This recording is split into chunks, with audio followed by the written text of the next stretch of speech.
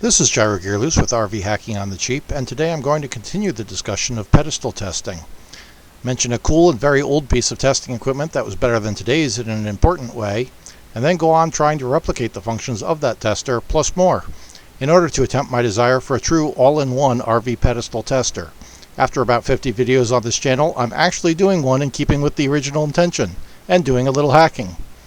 In a past video, I showed how to test an unknown power pedestal for correct wiring, voltage, and deadly to touchness, the last one being where the body of the RV is energized to line voltage. I recommend every RVer carry and learn to use a 3-light tester, a voltmeter, and a non-contact or direct contact voltage detector. I still recommend you achieve all of those functions, and it's important to note here that even if you do have a $300 surge guard, progressive, whatever surge monitor, disconnector, protector thingy, these do not protect you from an energized chassis, electrically an energized equipment ground connector, unless it detects bad wiring as well. As I noted in my testing video, standard 3-light testers will indicate perfectly correct wiring if the ground and neutral have been wired together as a grounding cheat, then combined with so-called polarity reversal. There's no such thing as polarity for AC power, but I digress. What I didn't mention is that I used to have a 3-light style tester that did detect an energized ground connector. It had 3 lights you're probably used to seeing, plus a 4th neon lamp. I'm guessing it was manufactured by GE somewhere in the 60s or 70s as 2-wire polarized plugs gave way to 3-wire discrete ground wiring. It was encased in brown Bakelite and looked something like my mock-up here. Unfortunately, over several decades of use or simple aging, the lamps got dimmer and dimmer until I really didn't trust seeing them in anything but near darkness. I was sad, since I already knew it was hard to replace, but then an RV electricity expert said there are no testers or protectors that detect energized ground connectors. He calls it something else I won't repeat due to the polarity thing. I wanted to show him a working version of a tester that used to detect an energized ground, and feared it shouldn't be hard to replace neon bulbs or even replicate the circuitry. So I happily took a spudger and then a hammer to my broken tester. Apparently the thing was potted in solid plastic the whole way through, because I utterly destroyed it. Not my brightest reverse engineering moment. So then I set out to recreate the 3-light tester functionality, add a 4th light for energized ground, and while I'm doing that, why not add a voltmeter right into the thing too? A true all-in-one. This looks stupid, I know, but I built my prototype in this giant single gang box for plenty of room. I started out with the simple approach of a light bulb between each pair of wires to find voltage, arranged in a triangle to visually indicate exactly what's going on. But note here that I fully expected this to fail, because if you drew much current at all, that triangular electrical arrangement would trip GFCIs, since there had to be imbalances to work. Yep, it failed just as expected. I tinkered and got that issue straightened out, plus moving toward my final goals. Since I was measuring voltages already, I started displaying it. I probably only needed one voltage display for hot to neutral, but it wasn't much more work to show hot ground as well. Then I got the idea, rather than a 4th light, to just replace the ill-considered reverse polarity lamp with an indicator that really does mean energized ground, as well as adding an audible alarm.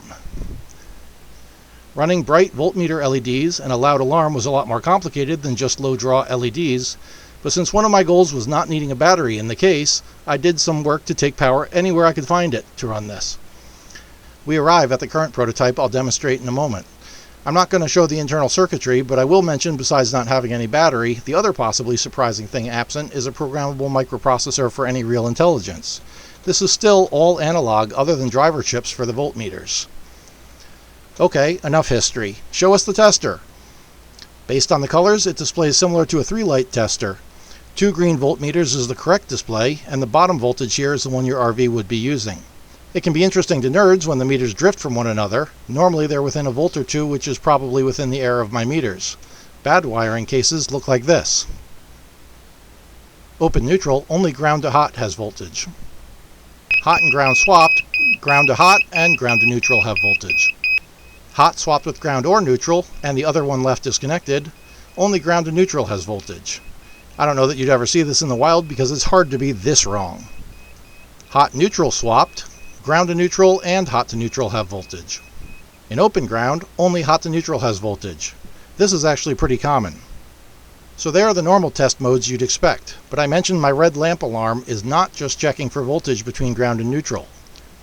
I'll prove that next, and close my verbose circle back to checking for a potentially deadly energized ground terminal. Imagine that ground is wired to what should be hot, and hot is wired to both neutral and ground.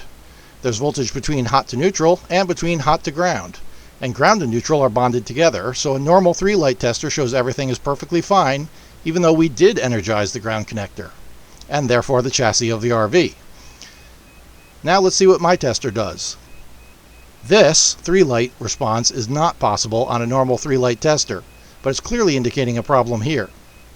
This is the exact case that I put all this work into detecting, and as you can see, it does work. Unlike the bizarre case above where only the red was lit, the red really is indicating an energized ground, whether or not the other two pairs have correct voltage. In this case, the voltage is present in the right pairings, but it still detects the energized ground connector.